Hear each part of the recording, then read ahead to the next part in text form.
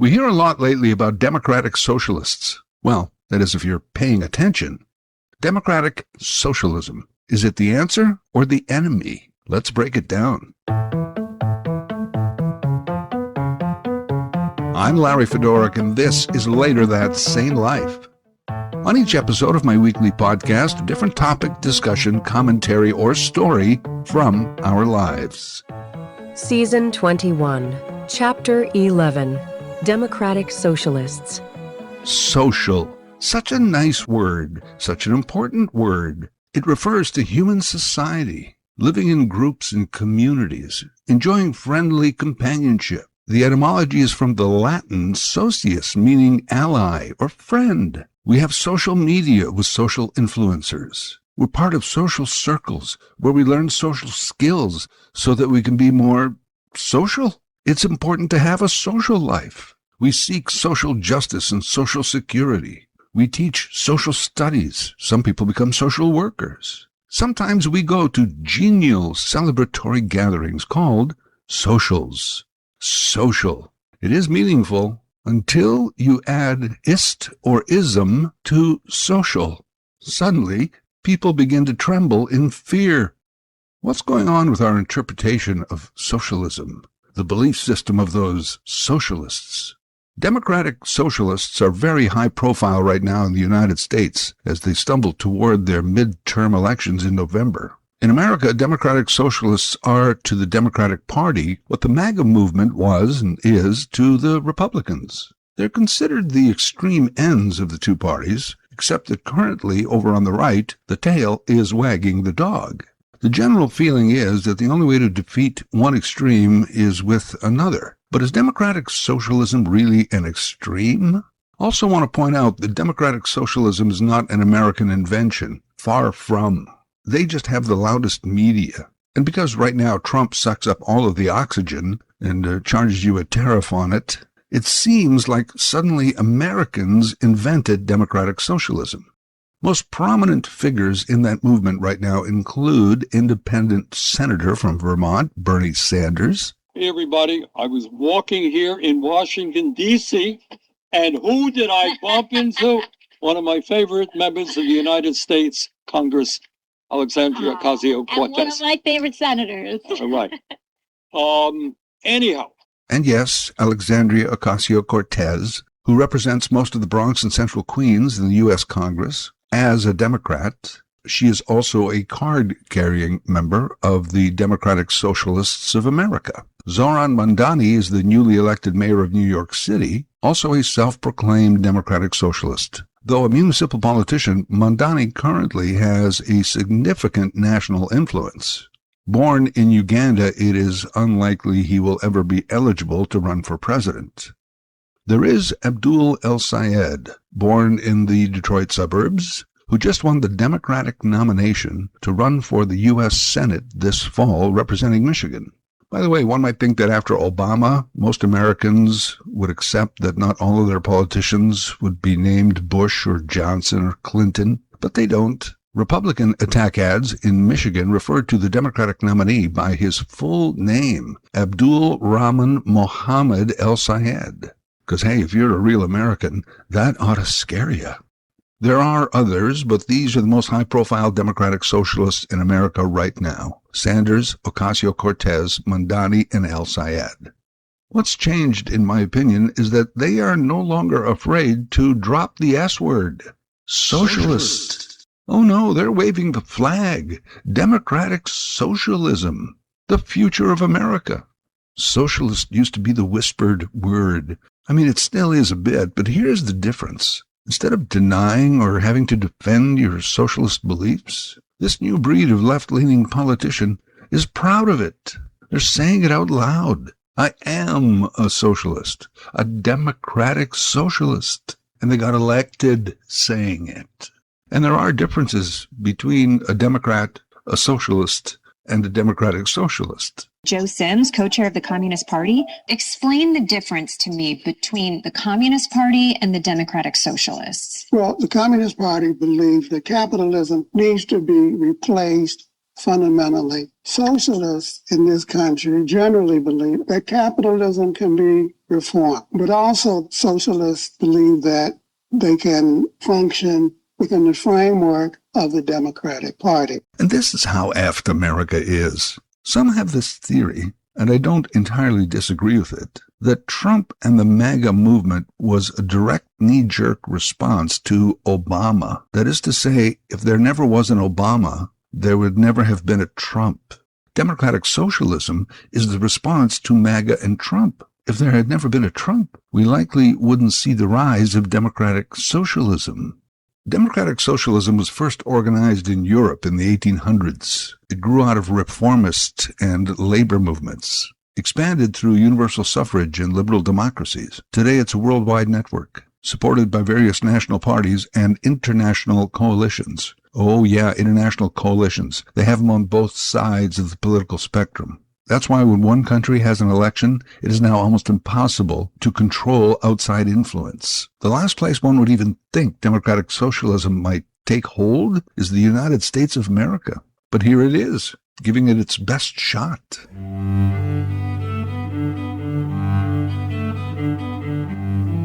In order to have a democratic socialist government, you must first have a democracy. According to the Economist Democracy Index, out of almost 200 world nations, only 25 have true democracies. That represents only about 6.5% of the world's population. That's it. Everybody else is getting screwed. Category indicators include electoral processes, functioning government, political participation, political culture, and civil liberties. Canada is number 14 on the list. United States falls out of the true column, coming in at number 28. Countries like Spain, Portugal, Germany, the UK, Sri Lanka, Nepal, they alternate governments, sure, but often lean to electing democratic socialist-based parties. The most commonly cited democratic socialist nations are all of the Nordic Euro countries: Sweden, Norway, Denmark, and Finland. So much so that they're often thought of as socialist governments. They are not. They are capitalists. Capitalism is a key word. It's why so often you will hear these American Democratic Socialist candidates make a point of saying, hey, I'm a capitalist. They are trying to break the notion that socialism is the opposite of capitalism. It isn't. What nations like Sweden, Norway, Denmark, and Finland do is work to create and maintain an active capitalist ethic while trying to offset the oft-times harsh effects of capitalism, like wealth concentration, giant wage disparities, commodification of basic survival services, resource depletion, monopolies, extreme economic highs and lows, and so forth.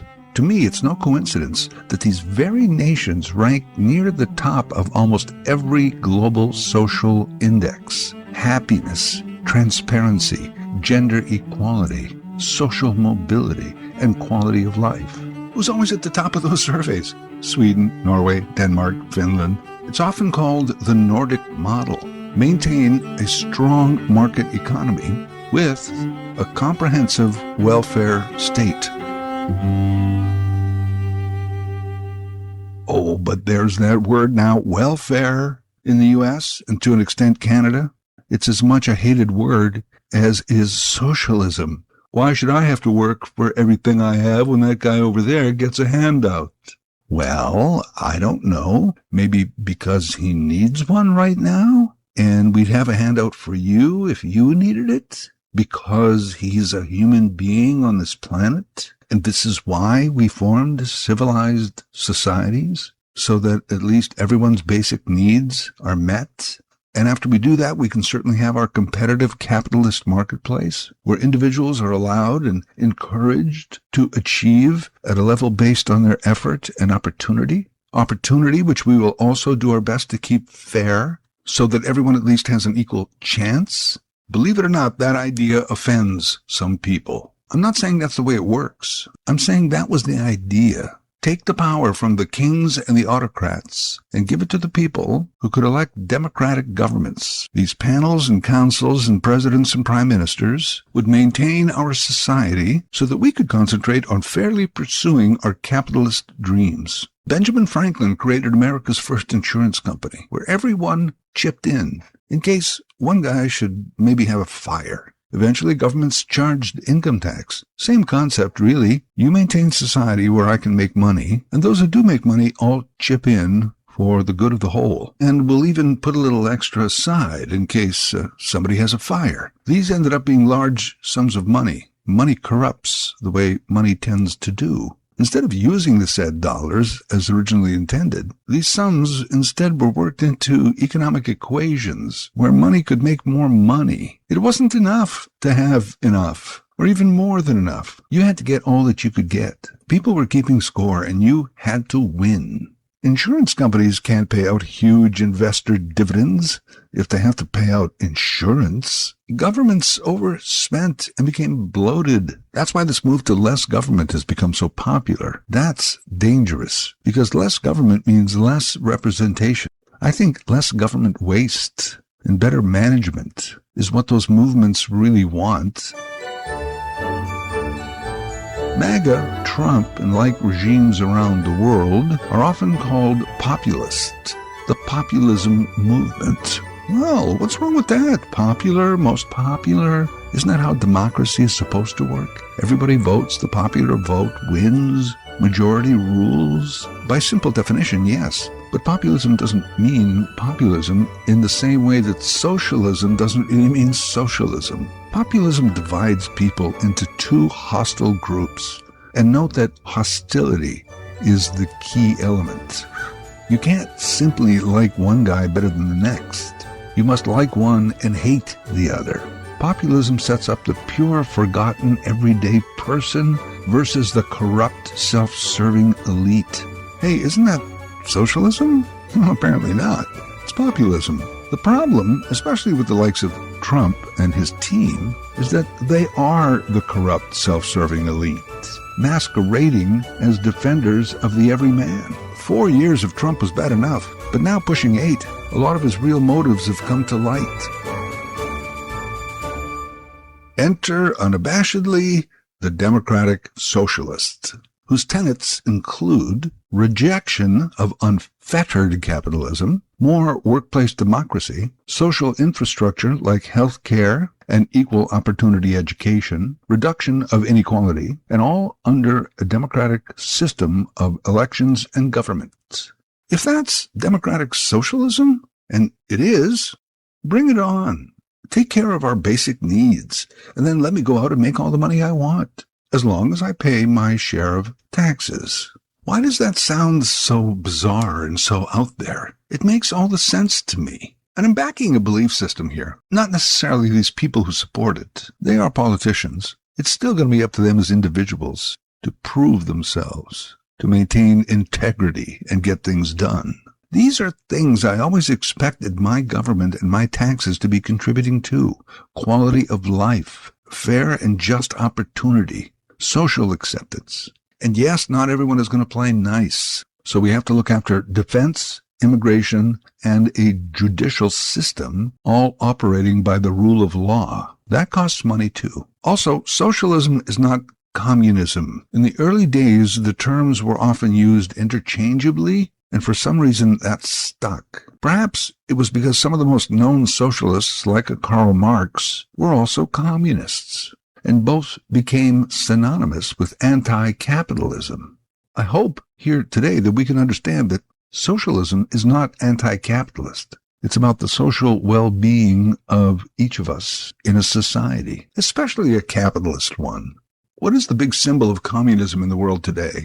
China, the CCP, the ruling party, the CCP, the Chinese Communist Party? Well, China uses most of the principles of free market capitalism to maintain its wealth and power. I'm not trying to set up China as some beacon of a fair society. I'm just saying that today, communism, socialism, capitalism, all blur under the dollar sign. And if democratic socialism isn't scary enough for Americans, Trump has been trying to bring back the McCarthyism fear of communism. He's recently been citing it in speeches. And as you saw with the communists elected in New York City recently, they're communists, they're not social democrats. They want to completely destroy the traditional American way of life. Communism is very easy to sell. It destroys everything, but it's very easy. Many of these people, I looked at some of the people that got elected the other night in New York. They're people that want to destroy our country. They hate our country. They hate our people. Yeah, bring back the fear and hostility from back then. You know, when America was great and we're trying to make it great again. The other dirty word for these democratic socialists, progressives. Can you believe we live in an age when being progressive is bad? What, are we suddenly against progress?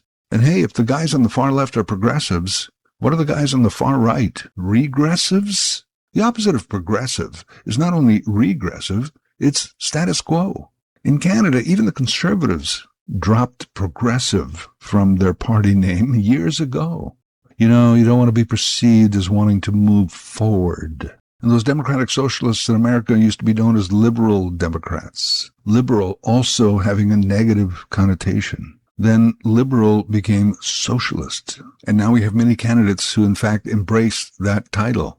In Canada, we don't think much about democratic socialists or liberal socialists because we don't have a two-party system. Well, we do and we don't. Mostly don't. We have liberals and conservatives, and we have New Democrats, the NDP, born out of the old CCF party, CCF, the Cooperative Commonwealth Federation. Although my grandfather always told me that the second C secretly stood for communist. But even they, by 1961, realized they needed the word democratic in their name. And they changed to the New Democratic Party, NDP. And by the way, it's been about 65 years, guys. I think you can drop the new. They are our democratic socialists. NDPs have never formed a federal government, but provincially, sure, many times. So have PQs, UCPs, social credits, and more. We're not a two-party country. To our betterment, I think. By the way, I did an entire podcast on the NDP some time ago, how they are the social conscience of our government. It's episode number 130, if you want to go back and have a listen. So we in Canada have the democratic socialist already built into our system. We use it sparingly. In the U.S., though, it's all or nothing. Democrats want to take back control of all three branches of government. And democratic socialists want to take control of the Democratic Party. They're saying, without us, you can't win. And if we properly understand what democratic socialism is, what being progressive can do for our future, that social means all of us existing together, then I don't think it's a bad thing at all. MAGA, populism, Trump, it's like trying to recover from a 6.1 earthquake. It's not just an undo, it's a complete redo. And you can't even begin to rebuild until you clear the rubble and look for survivors. That's what the Trumps and the Orbans and even the Doug Fords of the world do. They destroy. That's how badly they rip apart the social fabric. The rebuild is the big task ahead for Americans. And does America have to survive in order for the world to survive? Maybe, maybe not. They think so. We'll see. Americans themselves, though, they're tired of overpaying for goods and services, of unwanted wars, international embarrassments, and corruption at a high level. And MAGA itself cannot save this orange experiment with the Red Scare. These are not social democrats. These are hardcore, godless communists. They're godless communists. All communists are godless. They don't believe in God. This is the most serious threat to our country since its existence, in my opinion. Yell communism all you want. This is not it. Maybe people are starting to get it. Maybe in this world, one man shouldn't be able to trample the Constitution. Maybe another man shouldn't be worth more than the GDP of 174 countries. Maybe a fairer system is needed. It's not communism to ask for a more level playing field. Maybe the rich can get richer, only less so that the poor don't get poorer. Democratic socialists. Saviors or scourge? I think saviors. Later That Same Life is written, voiced, and produced by Larry Fedoruk. Larry Fedoruk 37 at gmail.com. Subscribe to Larry's YouTube channel. Get automatic notifications with each new episode.